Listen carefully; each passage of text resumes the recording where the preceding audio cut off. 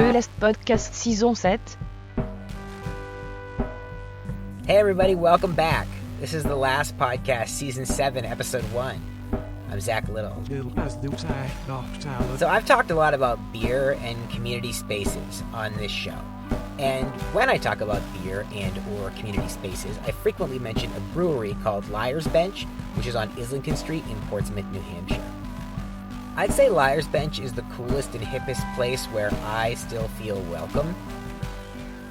It somehow manages to be both welcoming and impossibly cool, which nobody pulls off, and frankly, not enough people even want to pull off. The Liar's Bench tap room, it was always one of the first places I brought my out-of-town guests. Since I first brought him there, my friend Josh always makes it a point to stop in and buy their beer on the way to my house, so clearly bringing him there has paid dividends for me. They have great beer, reliably great music, and I always covet their merch. Though I somehow still don't own one of their t-shirts or hats, but I will remedy that soon, because I'm really excited to check out their latest incarnation, Liar's Bench Beer and Bodega. They have undergone a series of transformations this year in order to continue to serve their neighborhood in this terrible and long, endless pandemic, and that is the subject of my conversation today with... Yeah, so my name is Dagan Migirditch, and I am one of the co-owners and co-founders of Liar's Bench Beer Company. My business partner, Dane, is the lead brewer, and I'm kind of the guy who does the other stuff. So, when did Liar's Bench first open? We opened in May of 2016. So Okay. We're a little over 4 years old now, 4.5 almost. By the way, that makes Liar's Bench pretty much the exact same age as this podcast, which also serves as a painful reminder to me that Liar's Bench opened just weeks after Christi and I moved out of our apartment in Portsmouth, which was literally like 3 blocks from where Liar's Bench is now. It's probably for the best. I mean, I would have been there every day. We are incredibly fortunate to be in the neighborhoods. You know, a lot of people, we have a pretty diverse demographic, which I personally love. We see everybody from toddlers to 95-year-olds. But the fact that we are in a place that's concentrated with that diverse demographic that lives in Portsmouth has been an incredible boon for our business, and also just sort of reaffirms the model that we were going for of being a neighborhood brew pub. It warrants mentioning here that Liar's Bench has a good relationship with the New Hampshire Theater Project, which in turn has a good relationship with this show, because as you're hearing, we have so many mutual values. Not a coincidence. I don't pick these podcast guests at random. It's just such a new world right now, where something that I think Portsmouth was, an exemplary small town for having those community gathering places, and we're all on the ropes.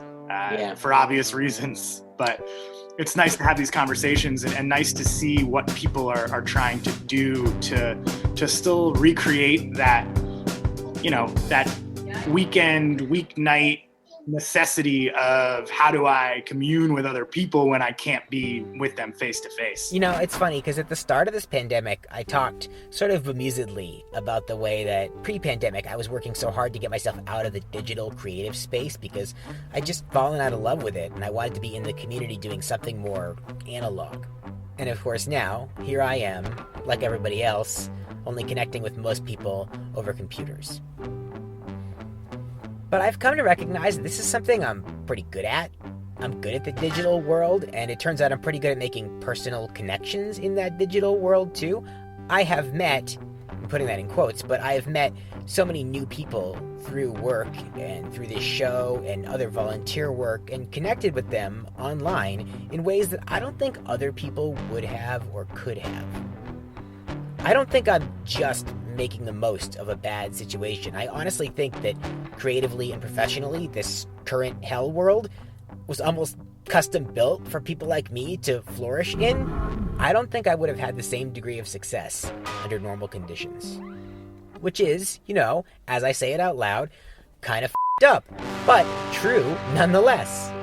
Maybe that's something we'll have to unpack this year on the show. Okay, so let's start in March when the state started to shut down. What was the situation? Were you originally deemed like essential? Were you allowed to stay open in any capacity at first? Yes, we were fortunate in that we were deemed essential, much like many restaurants. We weren't allowed to host people within our four walls, which we had actually made the decision not to do that 2 days prior to the governor doing the first stay home order. But we were allowed to transition our business and still sell cans out of our door. And we did literally that. I mean, we opened up our big garage door and we threw a table out, and it was certainly the scariest and most sobering moments of our existence. We had to lay off our entire staff. We didn't know if people would be willing to risk it, because at that point there was so much uncertainty about what this thing is and what it means for not only your local community, but for the world as a whole. And we were overwhelmed with the community support. I mean, we were able to stay afloat and then even start bringing back employees within a month to continue to just sling cans out the door. And that was about a month and a half of that business model, which kept us alive. Yeah. When did you start doing cans? That wasn't that long before that. It was maybe like a year? No. Yeah, it was almost exactly a year. There was a series of very fortunate events that had transpired before we had COVID hit. And one of them was that we decided to get a loan and get a canning machine. And a lot of businesses and breweries, especially of our scale, they typically will outsource their canning production to a mobile unit, someone who comes in, you store up a bunch of beer, and then on one day they just bang out as many as they can. That becomes your can inventory. And for us to not have to battle with our brethren around the area who were all trying to get in touch with the handful of mobile canning units that are in New Hampshire, I mean, I don't know what we would have done. We were able to take product that was initially intended to go out as draft and turn it into something that we could sell when no draft was flowing. So we got really lucky in that regard. Okay, so the sound on my end got a little messed up here, but I told Dagan that I follow one of the local canning companies on Instagram. It's called Black Diamond Canning, and I think a lot about what a fun gig that would be. Working with lots of different small brewers and helping them take that next step, getting their beer in cans and into people's homes and maybe into stores. But I hadn't even considered the way the pandemic would have changed that business. It's really mind-blowing when you think about all of the moving parts of this. Obviously, again, COVID-19 has been a disaster for the country and for the world at large, but there have also been so many little triumphs everywhere in order for anything to have survived at all. And then it just became difficult for some of these places. I think of like Loaded Question or Earth Eagle, some of the local breweries that just weren't able to do it on their terms. And now, fortunately, both those places are still here, which is amazing. But for us just to be able to dictate, we can today, and we're not going to have to worry about what is going to constitute our offerings because we get to control it. That was a life raft. So that's a month and a half. What happens? Yep. What happens a month and a half in? Right around the time that the governor lifted the initial stay-at-home order and allowed for restaurants and breweries, because we're a mix of both. We're a production brewery on a small scale, and then we have devoted most of our existence to being a tap room. And again, another fortunate quality of our brewery is that we had built out a beer garden. So as soon as the first order was lifted and restaurants, breweries, et cetera, were allowed to start serving people, they were only allowed to do so outside. And we were able to bring back a couple more staff members using some of the loans that we got. And then we just went full bore into how do we construct a safe space, given the information that we have, in a way that still honors what we view ourselves philosophically, which is a place to congregate, to commune, to share with one another. So we spaced our tables out six to 9 feet apart, depending on the regulations. And we devised this entire service plan, and we bought 1 million latex gloves and gallons upon gallons of sanitizer. And we just started cautiously seeing how people would respond. And they responded once again, as small communities tend to do, where they rallied around And we had the outlier here and there who didn't want to follow the rules and who wasn't comfortable with the COVID protocol. But for the large majority of what we're doing in those first few days, it was just serving beer. And even though it was serving beer in a very otherworldly fashion, masked up, and there's no bar separating you and the person who, you're accustomed to seeing on a bi-weekly basis. You're trying to stand as far away from them as possible. Even that little bit of social interaction it buoyed us, and not just financially. It was good for the spirit too. We weren't doing food right in the beginning either. There were a number of other places that had to just dive in full force with that. But after about a month and a half, we started bringing back food. We were relatively cautious just because we sort of had the luxury of being able to do so, since we could sell cans that people could consume at home, as opposed to some of the restaurants that just needed people to come in the doors and sit down. The sanitation thing is funny because obviously brewers are no stranger to sanitizing things. Not at all. So that's another kind of advantage. It's like, well, this is pretty normal. Precisely.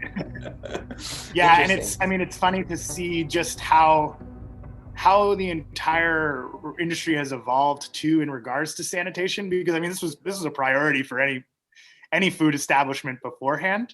And just to see all this different information coming in about what's effective, what's not effective. We were using compostable cups in the beginning, and then it was like, oh, actually, by getting the glassware in and throwing that through our dish machine, which not only is built to treat them with hot water and with chemicals, like that's actually the safer thing. And we're not wasting 1,000 compostable cups a week, like having those go into the trash heap. So it was this weird conflict between, we were trying to be a sustainable organization prior to this, and then having to move into just using latex gloves and using compostable cups and just seeing all the waste that produced, and then balance that with what's our obligation to the sanitation protocol and is it effective? It was a really interesting time period to then have to step back and assess things from that lens as well. Yeah, that's funny. That's something that I know has been weighing a lot on restaurant folks this year, is like all the trash. My brother, so much more trash. Yeah, my brother works at Colby's, and he's like, oh, I hate how much stuff is going out the door into the garbage. Like, it's just so much. Yeah, and we had this giant movement in the area too. Just no more straws. Everything can't be single use, and we're big proponents of that. So to see it kind of take a back seat was an interesting transition, a necessary one in the beginning when we didn't know anything. But yes. It's funny how some things takes precedence, and you can have a whole campaign around one movement that just goes out the window in the blink of an eye. It reminds me of when some friends came to my house and they were shocked that I had paper towels. And I said, I have a baby now. So, yeah, you're doing enough cleaning. For a couple of years, my trash production is going to just go up real high, but it's just for those years, and then I'll make it up later. Okay, so for non-locals, I just want to explain something that happened in Portsmouth this summer and fall, which is this pop-up collaborative restaurant and performance venue that was built in a parking lot. Liar's Bench and Stoneface Breweries, two of the greats, collaborated with Evan Mallett, the chef owner of Black Trumpet, which is my favorite, everybody's favorite Portsmouth restaurant, along with a number of local performing arts groups. Friend of the show, Najee Brown, curated a night of music and spoken word performance there, for instance. So the pop-up in Portsmouth was kind of trickling in the background this whole time. It took quite a while to get off the ground. At what point did you get involved? Somewhat early on, when they, I had been approached by a few of the people who were trying to champion the cause and figuring out any way that they could to allow the arts to survive. Beer tends to pair really well with nearly every form of art, whether it's dance or music or even walking around a gallery. We've worked with 3S in the past, and it's something that we really believe is like an essential part of creating culture, which isn't a unique thing to say. But I was approached by some people who were trying to figure out how do we create a space that allows for this in this new world that we're all living in.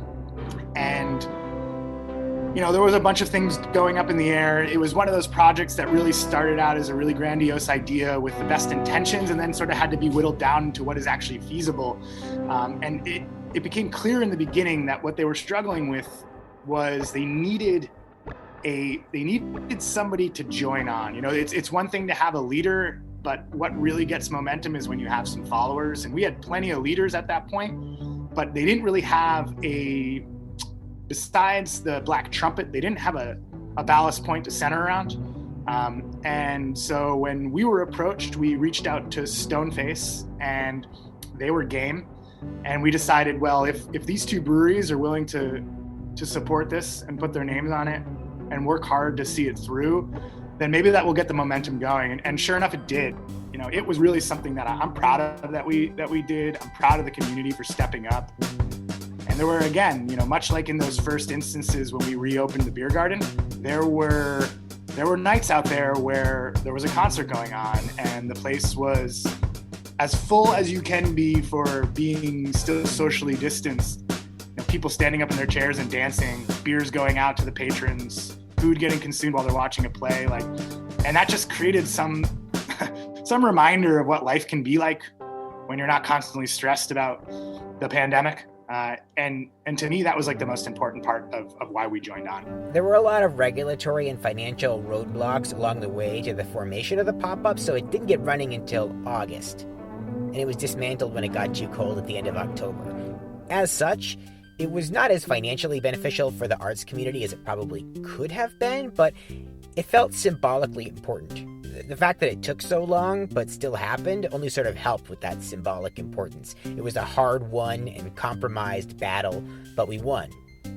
Very 2020. Yeah, so I mean, I was just so impressed with some of our community members, you know, Josh Denton, Andrew Bagley, Nancy Pearson, North Sturtevant, people who had no financial incentive to be involved in the pop-up. It was purely out of goodwill. They wanted to see things that, you know, they cherished about the community be able to survive. And they wanted to be able to provide a lifeline for the businesses and the performers who didn't have many at that point.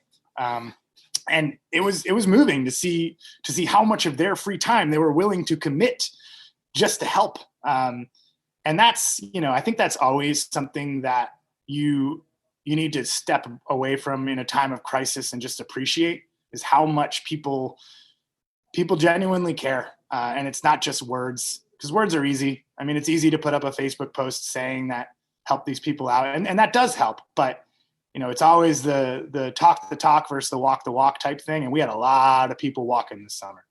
That's great. Yeah, I love that. All right, so let's talk about the latest pivot as you get ready for the winter. We're pivoting so much, my head is spinning, man.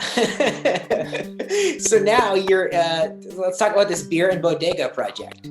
Yeah, absolutely. So we have made the decision that we're going to be transitioning our tap room, which was previously, you know, this vibrant space where you had people shoulder to shoulder, elbow to elbow. That's not necessarily the best idea for us in this particular instance. So we have decided to turn over our tap room into a bodega marketplace. And that's kind of two parts. One is we're doing like many restaurants and we're really pushing a takeout menu.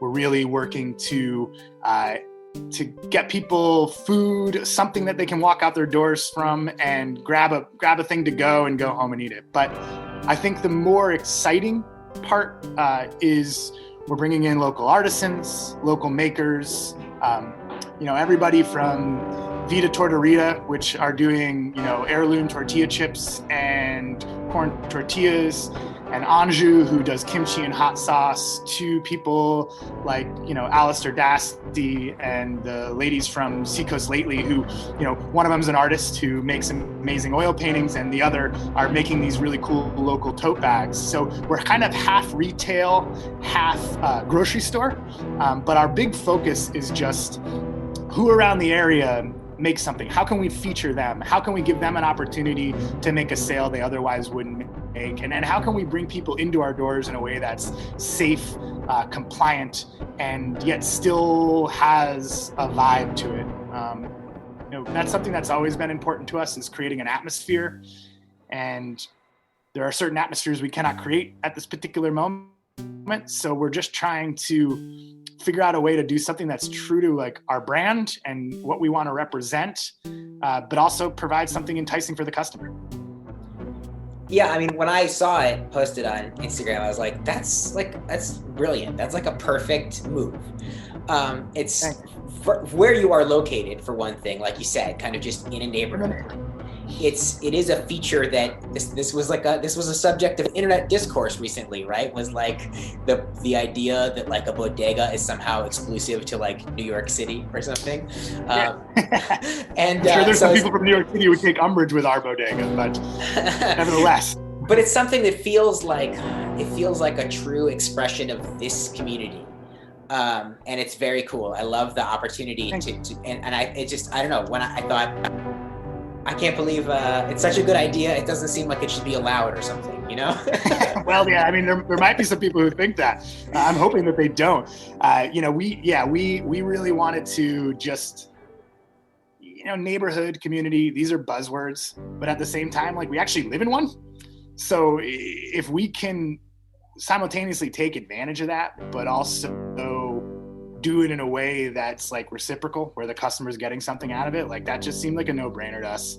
And again, like we have the luxury as a brewery of our beer can be consumed in your home in a way that's safer than some other spots. But we also feel for our restaurant industry brethren who, they're doing everything that they can to create a safe environment. And for us, there was some calculus there too that was like, well, we don't want to take away from customers who might go to the people who are also selling our beer on draft.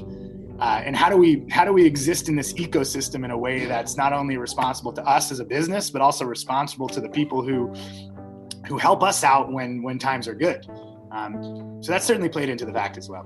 That's definitely something that I think even as just a bystander, that I can sort of see happening, is watching the local community kind of try to find that balance with each other. And I think that's one reason that, that it's been great that so many of the regulations and rules around how restaurants can serve takeout and everything like that have been lifted to kind of give people like you room to experiment and to kind of help find that balance for how we're going to make something work for now. Yeah, and not only is that, essential for allowing us just to get some revenue in the door, it's also in an odd way exciting. I mean, it can be exhausting at times, but when we walk away from this, there's going to be a number of things that were conceived during the pandemic that become staples of the restaurant industry. And even though this is a really tough row and people really need to support the places that they love and that they want to see around, whether that's going out and having one with them or whether that's ordering takeout, on Friday and Saturday nights when you normally would be staying in. When we get through this, places are just going to have some offerings and some ways that they conduct business that were unimaginable previously. Yeah, early on in this pandemic, I interviewed my friend John Burns, who runs SOS Recovery, and he told me that they had stepped up their digital outreach so much, and they were reaching so many people that they'd never reached before. And he said, when the pandemic is over, that's not going away. We're going to keep doing this forever now. And I think that there's a lot of that's true. That's actually something I kind of wanted to ask you, but it felt like a really macabre question. Was like, isn't this kind of exciting? Like, I can tell that you guys have had fun with the reinvention.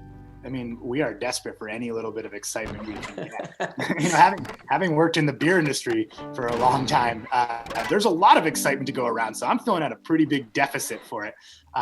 But these little things to rally around, they become events almost. Everything kind of has shaded down into smaller and smaller proportions, whether that's your whole world becoming your home or your vacation becoming a 10-minute walk.